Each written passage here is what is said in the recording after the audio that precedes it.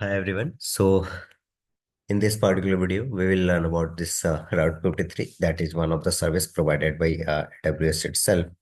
So we'll see how it works. Correct. So okay. So let's moving further. What's the purpose of this Route 53? Correct. So Route 53 is basically used for your like routing your traffic from one of the like whatever the URL we hit in the browser, that URL goes to some internal IP address or the DNS, and then it goes to your services and it serves the traffic response. Correct. So just suppose that I'm hitting this ABC .com, correct? So it's the kind of abc.com. And so this abc.com should go somewhere internally at a particular application, and that will get routed to our specific service, and that will serve the response. Just like suppose that there is a flipkart.com. So you can easily remember this flipkart.com rather than having this IP address like 12.14 or and then 17, and then that kind of IP address you won't be able to remember, correct? So for that we used to have this human readable kind of DNS, so correct. So that DNS, that means the domain name service, we called it, correct. So Route 53 is one of the service provided by the AWS itself, which say that you don't have to go for GoDaddy or somewhere else to purchase your domain and to use that to route your traffic. So AWS itself provides Route 53. Either you can purchase it from the GoDaddy or somewhere else, and you can host that particular domain DNS in Route 53, and you can create a public hosted zone or private hosted zone, and then you can route your traffic to internal services with the help of load balancer and all those, correct. So what is the Route 53 here? It contains records that define how to route traffic to a domain and its subdomains, correct? So it defines that kind of thing. There are two kind of hosted zones that is being created. So one is the public hosted zone and second is private hosted zone. So the public one is like it contains and how to traffic over the internet. So that kind of configuration it gives you. And this private hosted zone basically we used to have when we deploy our services within a VPC. That is in the private, correct? So it contain records that specify how you route traffic within one or more VPC. So just suppose I have a application which is running on my AC2, and I want to route my traffic traffic to that VPC. So I can have a DNS created in Route 53, and then I'll be creating private hosted zone. There I'll be mapping with my URL with the IP address of the AC2 or the DNS of the load balancer. So through that I can route my traffic to the my application. And there is a charge associated with the Route 53. It's $0.50 per month per hosted zone, correct? Moving forward, so as you can see from this diagram, it's two kind of hosted zone: public hosted zone and private hosted zone. What's the difference between these two? Public hosted zone is outside the VPC, as you can see, while the private hosted zone is within the VPC.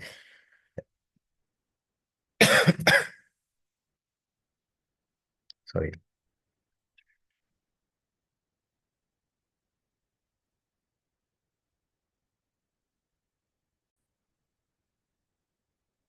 Okay, so we are back to this slides. So let me do it again. Okay, so we are talking about this public hosted zone and private hosted zone. So as you can see, these are the diagrams. For private hosted zone is created within the VPC, and the public hosted zone is outside of the VPC. So there are different services. Then there is a Amazon Cloud Front you can use for your caching kind of thing, and then there are other resources as well. As you can see, the what's the use of this Route 53? So once you hit this particular kind of URL, api.example.internal, that will be resolved to some kind of IP address or some kind of DNS, correct? So either it can be your IP address of the EC2 instances or DNS of your load balancer. So that's way Route 53 helps you to convert your request from like a human readable domain name to a internal IP address or the internal DNS of that. Correct. So we will see there are multiple options as well to create different kind of records. We will see further. So yeah, let's see here as well. So as you can see, it Route 53 have the different kind of records which can be created. These are the general one, as it's the CNAME, A record, and the four times A record, and then TXT. So what does the CNAME does? CNAME maps where one domain with another domain, just like suppose that. There's a flipkart.com and I have to map this flipkart.com to abc.com. So I will be creating a record of type cname and then flipkart. But then there will be a mapping of flipkart.com with the value which will be abc.com. So here you can see in the record we have different options while creating either a record or four times a record or the different ones cname, txt and others, correct?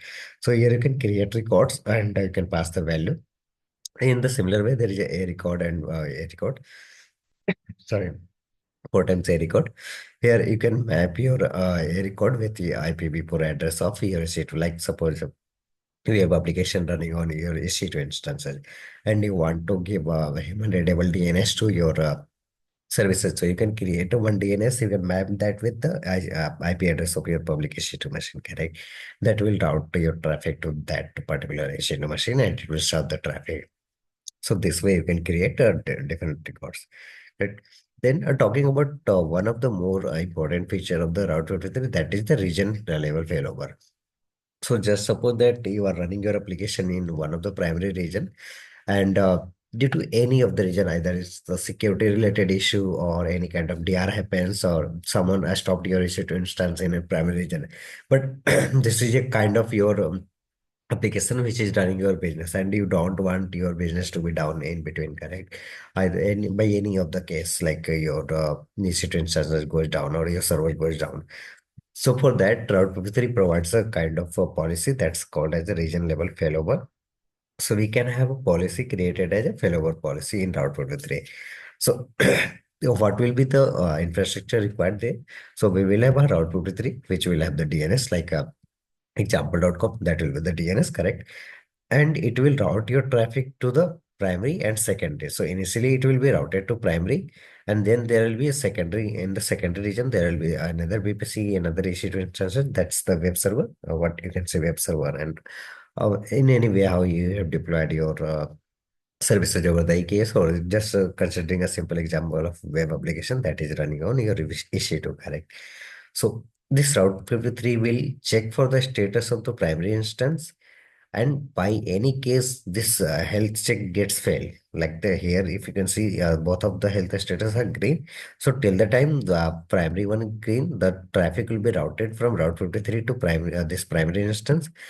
But any case this primary goes down, as you can see here, this primary has goes down. So it will check for the health status of second immediately, and if this one is okay, it will route the traffic from first to second. So whatever the traffic request will come from the user, this will come to the Route 53, then it will go to the load balancer. If there is any load balancer in between, like internet gateway will be there, of course, before the VPC. Here it will be the IGW. And once the IGW is done, it will go to the load balancer, and then it will route from your load balancer to the EC2 machine based on the architecture, how have you designed. So it will direct your traffic from primary to secondary. So that's it called the failover policy. And in the Route 53 only, we can have the one DNS mapped with two IP address. So this example.com will only be associated with the two IP address. Like this, it will be associated with the first IP address as well. And then this will be associated with the same example.com will be associated with the second IC2 IP address as well. So once this will go down, the first one will go down, it will route the traffic to second one. So this can be called and created as a failover policy in the Route 2 3. There is an option. You can check for that, correct? So that's it in the Route 2 3. We will come up with the another interesting topic. So till the time, thank you. Bye.